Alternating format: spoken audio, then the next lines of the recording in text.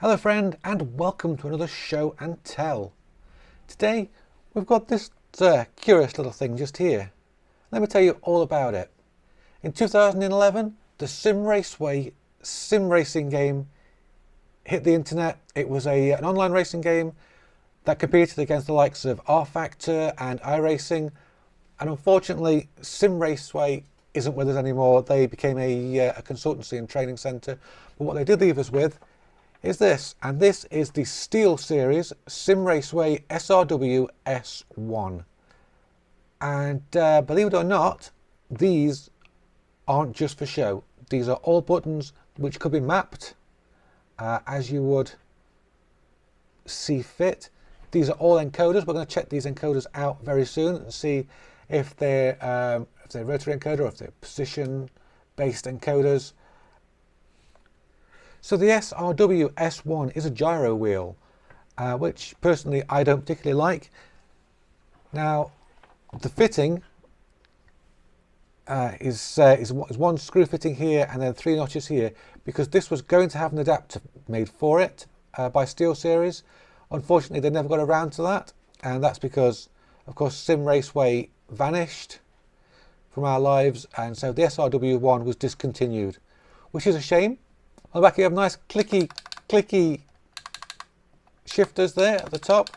At the bottom we have a pair of, oh that's a bit squeaky, a pair of springy analog paddles. So if you're working with say pedals, you can use these as a dual clutch system. Otherwise these can be mapped to throttle and brake.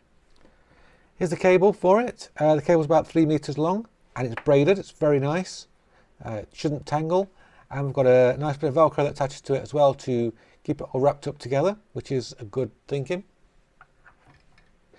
So if I've done my sums correctly, we have ourselves about 15 buttons, 3 encoders. We've got a D-pad just here. No analog joystick because this wheel predates that. This is a 2011 wheel. We've got ourselves LED strip here for the revs, and the whole body is rubber. Yes, it's a plasticky rubber. I did try to clean it up, but I didn't want to scrub it too hard because I didn't want to damage the rubber. It came to me without a box, unfortunately. Although in the box, when you originally bought these things, there were points for the Sim Raceway sim, which could be used to buy in-game content, which was an interesting tie-in. So what we're going to do is we're going to plug this in, and we're going to see if it'll still work with a modern sim title. Alrighty then, so I've got the controller plugged in, and as you can see on the screen there, we've got something going on. I've calibrated it as well, so I've made it about a 180 degree turn. As you can see there, we've got our throttle here, our brake here. The throttle is actually catching on the cable at the back, which is a little bit frustrating. And what else have we got? So we've got shifters, they're working. Nothing from the rotary encoders. I don't know if perhaps these are for show, but the other buttons seem to be working. So look, D-pad works like a POV hat, so that's great. Let's play something, I'm eager. Okay, here we are in BeamNG for a very cursory sort of test. Let's see how this drives. I'm a little bit unsure about this, but this is actually quite an accurate feeling wheel. Now, because this was designed for Sim Raceway, we've got no kind of LED going on there. That's a pity, but it's to be entirely expected. But I mean, it feels all right. You know, everything works.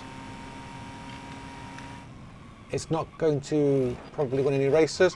I know races. I said to Sim I was going to play ACC, but unfortunately there's a big update, and I really want to get this done because we've got some roadworks out in the street, and I'm just recording while they're being quiet. The wheel's comfy enough. It's quite easy as well to get to the throttle and the brakes. I probably can't see that there. It's kind of awkward to record this. And I'm sure you can probably hear that spring as well. I don't know when that started to get squeaky, but they're actually squeaky both sides of the spring, so it may be that from new these were squeaky. It's a tiny rim. It's even smaller than the Thrustmaster open wheel rim, which is a very, very small wheel rim. It was never meant to be a one-to-one replica, even though the likes of Dan Weldon and Dario Franchitti were on board with the Sim Raceway project. This was really just Steelseries having a dip into the sim racing market. As I said before, they had the idea for an adapter which could make it a mounted wheel. That would have been great. I've seen some people do it, but they've done it with a drill, and I don't want to start drilling holes in things. You know that I don't abuse sim racing technology. Oh, look at that, we've made a hole there. It's not something that's going to get some daily use from me. I think we can do something with it. Perhaps see if we can run it through some adapters, maybe get it working on the PlayStation. Maybe we can have a look at some more modern games. Look at this, it's really light. That's what surprises me as well. There's an awful lot of technology packed into this, and I think that by using the rubber body, they've kept it all very light. It's good for sims if you haven't got a desk, I suppose. And also if you want lots and lots and lots of buttons, because I miscounted when we looked on the control panel. There's actually 17 buttons that work on this controller, because the shifters count as buttons as well. So yeah, I'm actually finding it very pleasurable to just drive around right now with this pigeon on this wheel, so that's great. So over 10 years after its release, the Steelseries SRW-S1 Sim Raceway wheel, it still works, it's still accurate, it's still very easy to use, and it is still supported by Windows 10, which is great news. It's a good looking piece of kit.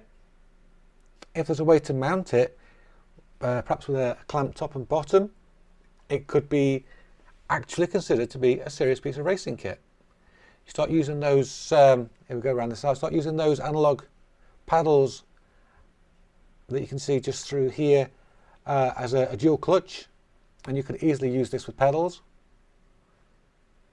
If you're on PC, of course, you can usually use more than one device in your racing games, so you could still use pedals and this wheel as well. It's light, it's tough, it's really tough.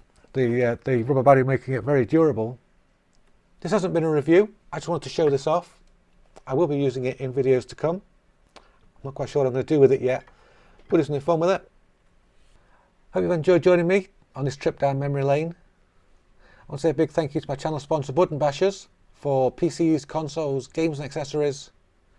Thank you to the Patreon for supporting the channel, because without people like the Patreon, I couldn't afford to show you things like this. If you want to get involved, check the link in the description down below. Thanks to my Discord for keeping me motivated, and until next time, be good to yourselves, be good to those around you. Bye bye for now.